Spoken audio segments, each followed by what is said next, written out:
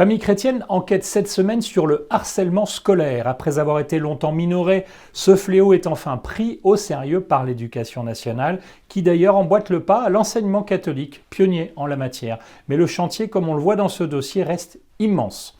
Dans nos pages d'actualité, grand entretien avec Hubert Védrine, diplomate, ancien ministre des Affaires étrangères, qui, au milieu des bouleversements géopolitiques, notamment liés à l'arrivée de Donald Trump à la Maison-Blanche, nous dit que l'Europe tout entière doit réfléchir à sa défense. Enquête également dans ces pages sur l'affaire Betaram.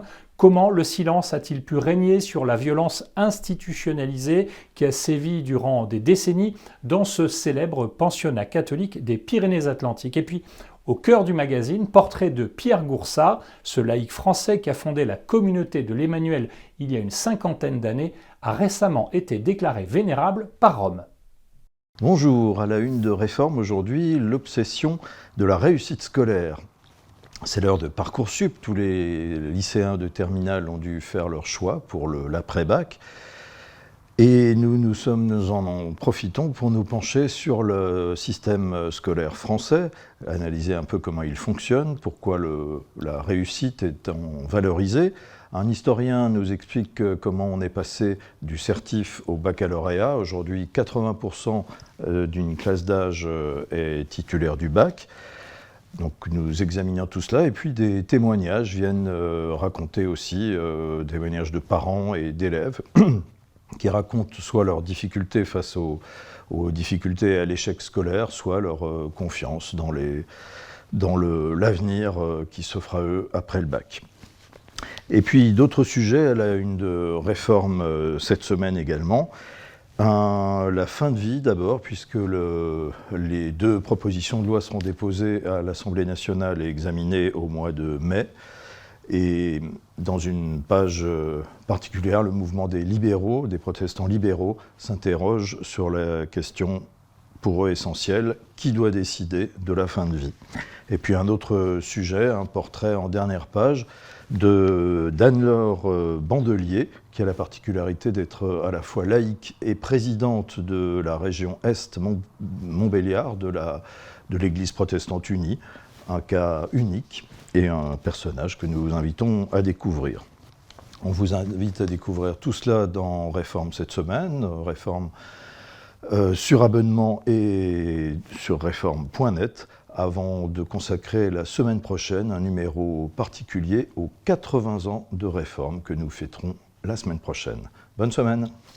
Bonjour à tous. Cette semaine, la vie fait un retour en arrière. Il y a 5 ans, la France et le monde traversaient une pandémie qui nous contraignait à des confinements successifs. Pour nous chrétiens, ces confinements ont eu un fort impact négatif pour les paroisses qui ont eu de la peine à retrouver leurs fidèles, positif aussi pour certains Français pour qui ces confinements, cette période a été l'occasion d'une quête spirituelle ou d'un renouveau dans la foi. Un changement qui s'est vu dans les chiffres, puisque le nombre de catéchumènes est en progression régulière depuis. La vie est allée à leur rencontre et à la rencontre des prêtres qui les ont accueillis au sein de leur paroisse pour comprendre les ressorts de ce phénomène. C'est ce dossier que nous vous proposons cette semaine à retrouver évidemment comme chaque semaine en kiosque sur notre site internet et sur notre application mobile. Bonne semaine à tous.